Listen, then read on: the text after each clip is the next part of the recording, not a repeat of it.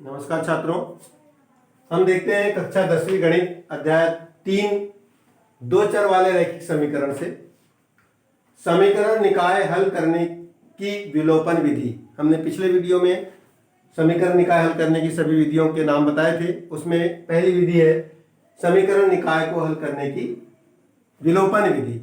इसका नाम विलोपन क्यों है?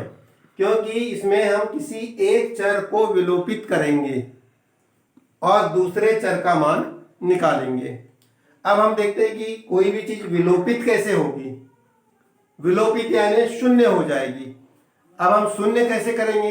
यदि हम 4 में से इस तरह से लिख दे तो क्या होगा? ये विलोपित होगा कि 4 नहीं होगा। ये 4 दूनी 8 हो जाएगा। लेकिन यदि हम इसको माइनस कर दें तो इसका मान कितना हो जाएगा? शून्य हो जाएगा।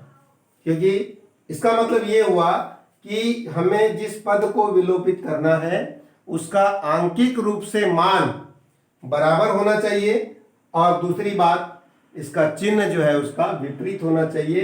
यदि एक धनात्मक है तो दूसरा ऋणात्मक होना चाहिए। तो यही प्रक्रिया हम इस विलोपन विधि में अपनाएंगे।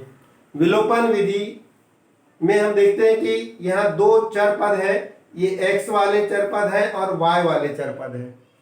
इनमें हम किसी भी एक को आंकिक रूप से बराबर करेंगे। अभी हम देख रहे हैं यहाँ पर 2x है तो नीचे में 5x है। आंकिक रूप से बराबर है क्या? नहीं है। यहाँ पर भी देखते हैं 3y है तो यहाँ 4y है तो आंकिक रूप से बराबर है क्या? नहीं है। तो हम क्या करेंगे? अपने स्वेच्छा से x वाला पद या y वाले पद को हम पहले आंकिक रूप से बराबर करेंगे। तो उसके लिए हम क्या करें कि समीकरण 2x धन 3y बराबर 12 और 5x ऋण 4y बराबर 7 एक समीकरण दिया हुआ है उदाहरण के लिए, और इस समीकरण पे हम कार्य करते हैं। तो यहां देखते हैं कि हम x वाले को बराबर कर लेते हैं। कैसे बराबर करेंगे? क्या करेंगे यहां पर हम कि ये x वाला पद बराबर हो जाए? गुणा करना पड़ेगा। किसका गुणा करें? यहां पर 2x लिखा है, यहाँ 5x, तो कोशिश करते हैं जैसे 5 का गुणा हम 2 में कर दें। सामने के चर कहीं ढूंढने जाने की भी जरूरत नहीं है। इस 5 का गुणा 2 में करके देखो, 5 दूनी 10 हो जाता है। या इस 2 का गुणा 5 में करके देखिए तो 2 पंचे 10 हो जाता है। इसका मतलब ये हुआ कि इस पूरे समीकरण में पहले समीकरण में हम 5 का गुणा कर दे। पहले समीकरण में किसका गुणा कर दे? 5 का। और दूसरे समीकरण में किसका गुणा कर दे? 2 का। कहां से पता चला? यहीं से इनके गुणांकों से ही पता लगा लेते हैं कि 5 का गुणा इन सब में कर दे और 2 का गुणा इन सब में कर दें। तो क्या लिखेंगे यहां पर हम? समीकरण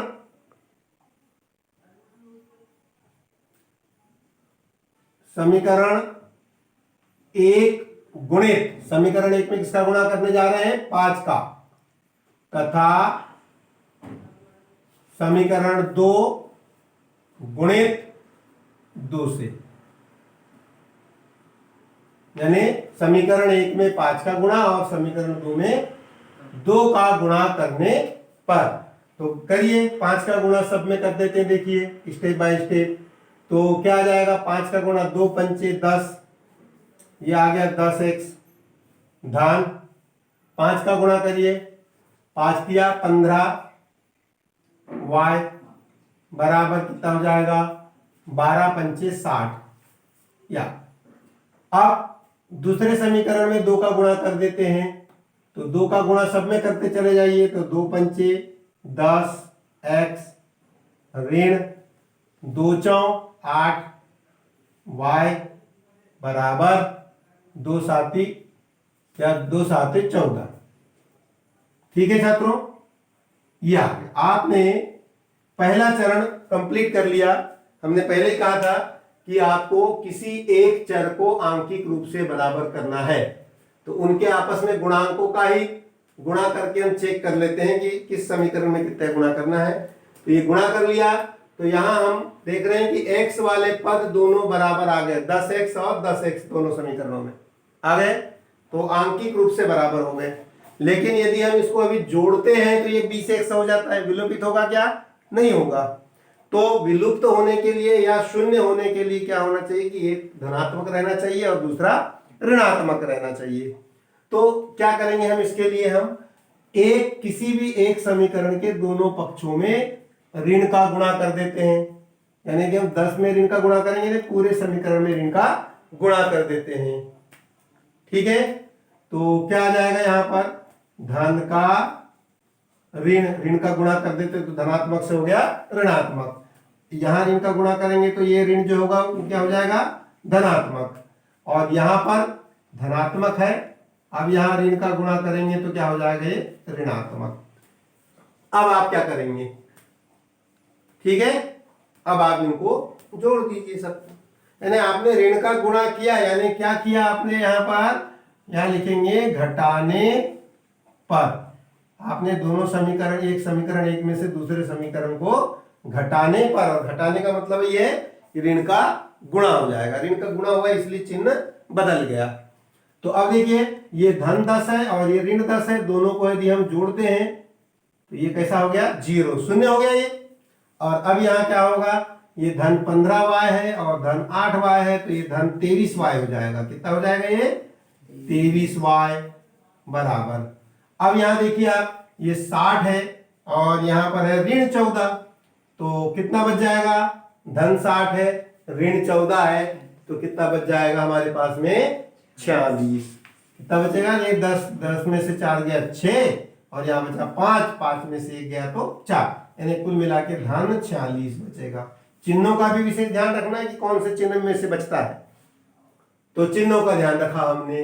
अब अगली स्टेप आ जाती है इसकी कि y इज इक्वल टू, ये 23 जो होगा 46 के नीचे चले जाएगा, तो क्या करेंगे 46 बटे 23, 23 से कम 23, 23 दूनी 46, तो इस तरह से बच्चों ये क्या आ गया, y बराबर आ गया 2। तो छात्रों हमारे पास y का मान कितना निकल आया, y इज इक्वल टू 2। देखिए हमने एक चर राशि का मान ज्ञात कर लिया कि y का मान कितना होगा 2 होगा। अब फिर पुनः अब हम क्या करेंगे, फिर से इस y का मान इस समीकरण एक या दोनों में से कहीं पर भी y के जगह पर रख देंगे किसी एक समीकरण में। तो अब क्या लिखेंगे हम, अब y बराबर 2, y बराबर 2 समीकरण एक में रखने पर, ठीक, y बराबर 2 समीकरण एक में रखने पर जो y का मान आया है, तो चूंकि समीकरण एक क्या है, चूंकि समीकरण एक है 2x धन 3y बराबर 12, इसलिए देखो चूंकि और इसलिए में भी बच्चे बड़ी गलती करते हैं। जो हमारे पास पहले से दिया हुआ है उसको जब हम पुनः याददाश्त के लिए लिखते हैं तो उसको हम चूंकि लगा के लिखते हैं कि चूंकि 2x धन 3y बराबर 12 है। अब हम जब मान भरेंगे तो इसलिए लगा देंगे, तो इसलिए 2x धन 3 और y का मान 2 है, तो y की जगह बिल्कुल सेम, चाहे ऋणात्मक हो या धनात्मक, उसको हम कोष्टक में ऐसा लिखेंगे, यानी y की जगह वो 2 आ गया, बराबर कितना हो गया 12। अब इसके बाद हल करेंगे छात्रों, तो ये इंप्लाइज दैट भी कई बार बच्चे बड़ी गलती करते, सबसे ज्यादा गलती, जब भी दो पक्ष दिए हो उसको सूचित करने के लिए हमें सूचितकर्ता का चिन्ह लगाते हैं, ठीक है। तो क्या आ जाएगा, ये 2x धन 3 दूनी 6 बराबर 12, फिर क्या आ जाएगा 2x, 6 को इधर ट्रांसफर कर दीजिए तो बराबर 12 ऋण 6, कितना बच जाएगा 2x बराबर 12 में से 6 गया तो बचेगा 6, ठीक है। अब हमें x का मान निकालना है, चाहो तो आप यहां से 2 या 6 डायरेक्ट काट सकते हो, या और एक स्टेप लेते हुए x बराबर 6, 2 चले जाएगा नीचे तो 2, 2 एकम 2 और 2 तिया 6, 3 बार कट गया, तो इस तरह से x बराबर आ गया 3। यानी कि हमारे पास x का मान कितना आ गया, x बराबर प्राप्त हो गया 3।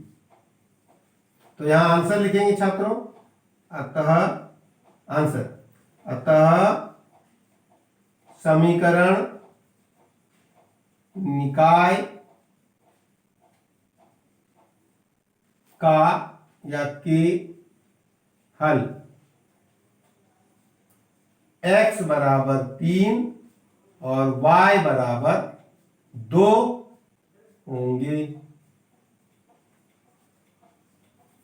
तो छात्रों, इस तरह से आशा करता हूं कि आपको यह विलोपन विधि का एक सवाल बड़े ही आसानी से और सरलतम ढंग से समझ में आया होगा। यदि आपको अच्छा लगा हो तो मेरी इस वीडियो को लाइक कीजिए, सब्सक्राइब कीजिए और अपने मित्रों को इसी तरह से सरल वीडियो देखने के लिए उन्हें शेयर भी कीजिए। धन्यवाद।